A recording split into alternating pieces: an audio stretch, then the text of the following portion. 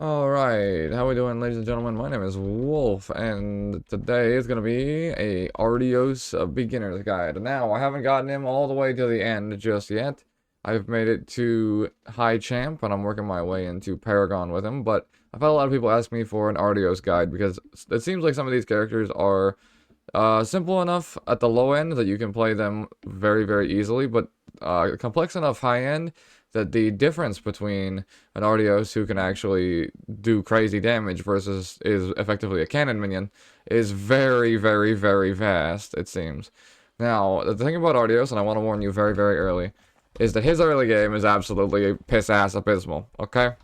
There was a couple points on stream where my rotation was literally dump all my cooldowns into the mob pack and tab out to fish. Like, because there's nothing else you can do with this guy sometimes. However, when you start to get him with certain pieces and certain ideas and strategies, my guy starts to do some absolutely crazy work. But with that being the case, though, I would suggest if you're struggling or worrying about him below champion tier, you are completely valid because he fucking sucks. Below champion tier, I would put him in yikes tier. Genuinely, from the bottom of my heart. Above champion tier, my guy is exceptionally fun. Because you're able to roll a weapon skill tree and start doing some crazy damage. But yeah, for about 8 hours of a VOD, I sat there and complained about how I'm about to put this motherfucker in yikes tier. And then I rolled something that completely changed the game. So, with that, now that I've got you hooked, I'm going to do a Tazari clear with the boys afterwards as a gameplay video, which will be a separate video on the channel if you're curious for how to play him in a one-on-one scenario. But, let me give you the basic rundown of how our boy works. So, he is an Affliction Warlock from World of Warcraft, and or a Fire Mage from World of Warcraft. Both of them basically do the exact same thing, which is stack a scaling dot. So, our goal is going to be to keep dots on the target as much as possible. Our Searing Blaze, this one right here, see right there, goes in tracks. And that Searing Blaze will do damage based on haste. You see here I have a haste proc from Dark Prophecy, which means that my dot will tick that much faster. And you see it's ticking up as well. There's a talent in here called Agonizing Blaze, which is a reference to Curse of Agony from World of Warcraft. That makes it so that your Searing Blaze will do even more damage the longer it's on the target. So which means that you want to either extend it, or you want to be tab target rotating through the mobs to... It's going front to back, I guess. My tab target is just, like, not tabbing. Sure, whatever. But you would want to tab target through the mobs and keep your Searing Blaze up pretty much all the time here. There we go. Oh, does it prio targets with my dot, or is it just because it's in combat? Oh, that's cool. But so the way Ardeos works is you do what's called plate spinning. So in our case, right here, you see I'm tab targeting. You would spin the plates, and you would juggle our boy's 10 stack. Like so. 14 carries completed. Gear Week is going exceptionally. You'd love to see that. You guys are popping off. So in our case here, like I said, you just want to keep plate spinning, and you want to keep your Searing Blades up as much as possible. Because if this falls off, then you go right back to a little one stacker. Right? So you really don't want to do that. So the goal is to get your Searing Blaze, which is your biggest damage ability, and the build that I'm running, on targets all the time. So you get to a point where, like, if there's so many mobs, you literally don't even want to press Infernal Wave, because you just want to, like, dot everything. But, because you're playing a dot class, it takes time to ramp, because you have to ramp to 10 stacks. Like, ramping as you know, accelerating upwards, as your damage on the Searing Blaze accelerates upwards. Ramping, right? Simple enough. So, what you want to do is to get your ramping abilities on the targets as fast as humanly possible. So in this case, what I want to do is use Apocalypse. Problem is Apocalypse is a 1-minute cooldown. And with it being a 1-minute cooldown, what it winds up being is you Apocalypse 1 pack in low contender, you get all your dots on things, you kill everything because everything has really low health, and then now for 45 seconds you're sat here doing this.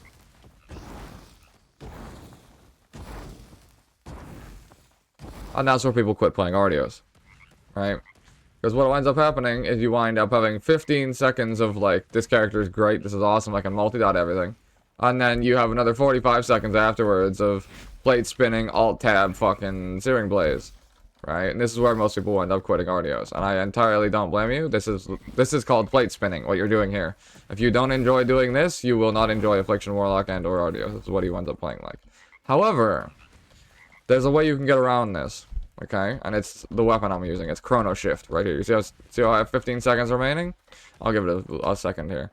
But what you can do is you can use your Chrono Shift weapon to get you a shit ton of cooldown reduction. So I think I have my chat cover covering it at the moment, so I'll remove that. There you go. But the Chrono Shift gives you, of course, and then it goes upwards. Fucking small indie company. Oh, you can like move where the tooltip is? Oh, I'm learning things. Look at that. Okay. From the bottom here. 800% increased cooldown recovery. This is what makes it absolutely busted, okay? So what you do, you walk over here. So my tank, he runs in, he rees before he leaves the fucking queue. He pulls the mob pack. He pulls 700 things. Oh my god, what do I do? Drop the apocalypse. And now everything's dead. And the Ilarian popped all his cooldowns and fucking diffed you on the sticks. Shit. Now what? Oh, next pack. Oh god. What's the prio target? Fuck no. You press your Chrono Shift. Now you can play the game. 20 seconds. By the time you kill the next pack, you've got another apoc pack. So you kill your Giga pack, you tab target through like a small pack. Right? You tab target through a small pack with your Searings. And then by the point you've done that, you've got a apoc pack again. But we go better from there. Okay? It gets even better. Right? So now let's talk about the rest of his kit while this fucking thing recharges. And I'll blow your goddamn mind at the end of it. Sound good? Good talk. So he's an Affliction Warlock. Like I said, his #1 stat is going to be haste across the board. If you don't take haste on a dot damage or hot class, God help you. If you roll anything else, I mean, use that while you have it, but your primary stat is haste, and in my case, with the build I'm running, it is haste crit. Because down at the bottom here, we have Spontaneous Combustion, which is an absolute OP option here. What this will do is each tick of Searing Blaze will have a 4% chance to have 100% crit chance, which will then also have a Grievous crit bonus, so you can red crit past 100%. The chance for Spontaneous Combustion to trigger is increased by 1% for every 5% crit you have, meaning you want to stack haste crit on our boy here, which then means you want to go for other crit options like Phobian Frenzy here, Pyrophobian Frenzy. Each time one of your dots crit, you will spawn a frog. You have an 8% chance to spawn a frog to leap towards things, and the frogs are a dot themselves. Then with Firestarter, all of your dots have a 20% chance to crit, or bonus 20% chance to crit, and your Fire Frogs and Fireball can also crit, which they can't do naturally.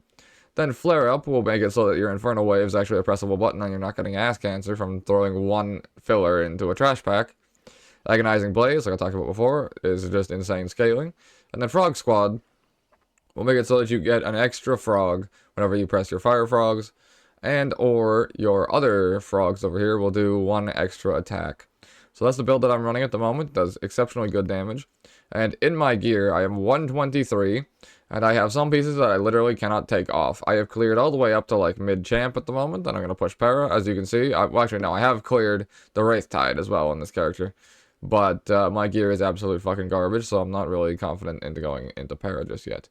But you'll see, the mandatory pieces I have that I literally could not replace unless it was like Paragon Eternal Plus is the Dark Prophecy set here, the 2 set for increased haste with a decent proc per minute. And then I have damage to low health enemies. Low health, I believe in this game, is under 30%. So this is the Spider / Stormwatch set that you can farm. Would suggest this if you're playing DPS and you see Spider or Stormwatch pop up. Take it every single time if your tank is willing, because you'll get 15% damage to low health enemies if you get lucky enough. Dark Prophecy drops from the Tazari dungeon and then the Grove at any time higher than Tazari. You can actually drop a lower gear Dark Prophecy as well. Like, I have had it happen. Like, out of a low Grove, I got a Dark Prof set on Mara, and I think I broke the game. Don't ask me how I did it, but it's cool as fuck, so that's great. And then from Sithril, we have 2 set Draconic Might. So your crits have a chance to increase your intellect by 18% for 15 seconds. So if you manage to land all of your procs, you go to the absolute fucking moon. If you land the proc for Draconic Might and the haste proc from this, and you ulti, you get like 70% haste. It's absolutely incredible, which on an Afflict lock is just like bust worthy. So let me show you the actual damage rotation of what you want to do and how you want to run it. And from there, I will go and move over to the gameplay video, which will also be on the channel, to show you how to play Ardeos in an actual match. So, first things first, we're gonna drop our Apocalypse immediately. So we're gonna be on our mount. And our tank's running. Our tank's running is pulling a bunch of things. Then we're going to Apocalypse. And then instantaneously after the Apocalypse, we're going to either use the Fireball or the Fire Frogs. The reason being is they have travel time.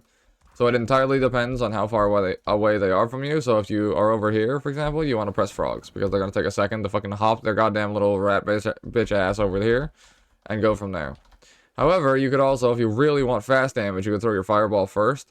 Because then the Fireball will land. Like if you think your tank's going to move, you can drop the Apocalypse and the Fireball in the same spot, and you can have them both hit. Hopefully your boy doesn't fucking move and grief you, which is absolutely possible in solo queue. If your tank sees this and runs, then you're cooked. You're gonna have a very bad time. So you can open with either, depending on how far away you are. But yeah, the frogs do have travel time, so you have to factor for that. So then from there, what you should do is you should then cast an engulfing, in this case. And then you want to tab over and you want to hit Pyromaniac, which is going to apply engulfing to another 3 targets around you. Or another 3 targets around the guy. So you get basically UA into mass UA on everything. Then from there, you want to huck a Fireball, which is even better later if you're taking slow burn once I get more points. Because you want to do this last. Because now some of your dots will have ticked down a little bit. And then slow burn, when you hit the Fireball, will start to extend them back up a little bit. Every single time you're doing a little bit of a tick damage on them. And then what you want to do is pop your ulti. Or sorry, no. Then what you want to do is pop your Chrono Shift. Get all of these back. Yeah. You want to pop your fucking... I'm losing myself in the sauce here. Yeah. You dump everything, right? Then you pop your Flare Up here, which will give you increased damage over time. Then you Chrono Shift. And while you're Chrono Shifting, all of your dots should be doing mega damage, and you're getting a mega cooldown reduction back. Then after that, what you should do is immediately pop your ulti, which will extend all of your dots all over again. And then you'll get your Chrono Shift back if you have the setup that I do in my skill tree. So if I go over here and I'll show you my weapon skill tree, then I'll come back and I'll do the mega rotation for you, and I will fuck everything to the moon. So if we pop over here, and I missed the jump, you'll see in my Shrine of Infusion, I have a God Roll. Absolute God Roll Chrono Shift. I have Navigator's Intuition with main stat haste, so make sure you have a main stat prio haste. This is why I can't equip anything in Para Plus. This is the problem. I literally cannot equip any gear because it will break my fucking haste stat line unless it's a new haste piece. Because Navigator's Intuition will give you your highest secondary stat for 30 seconds on proc. So you have to make sure you are max haste. And so if it's not an upgrade, I can't equip it, which is a fucking shame. First Man Standing, one of the best damage reduction nodes in the game. Inspired Allegiance, chance to reduce your weapon ability cooldown and grant you more haste, because of course. And then Visions of Grandeur, which will allow you to reset your weapon ability's cooldown when you activate your ultimate, which is just absolutely disgusting. So, let me come over here and blow this fucker up, and we will call it a day, and we'll move over to the Tazari gameplay video. So, like I said, we're going to lead with Apocalypse, and then we're going to immediately go into Frogs, into UA, into Spread UA. Now, you do want to tab target to a different guy, because you'll then put this on more targets, rather than putting it on the guy who already has UA on it. You can also use it on single target to extend your UA, or get another UA versus a boss as well. So, then after that, we're going to throw our Fireball, and we're going to clip the Fireball with Flare Up, and then we're going to hit a Chrono. Chrono is going to rewind everything, and then we're going to go and we're going to hit a Incinerate to get maximum value out of the reset on this, and then you can go from there and either pop another Chrono to get another reset, or even more like that. So, you don't start with full cinders most of the time, by the way, so... Here, just for fucking reasons, I'll snap them down. I get my haste proc, so let's fucking send it. Go to a different target, clip it, and we ship it. And from here, you want to ulti. Dump both your fireballs.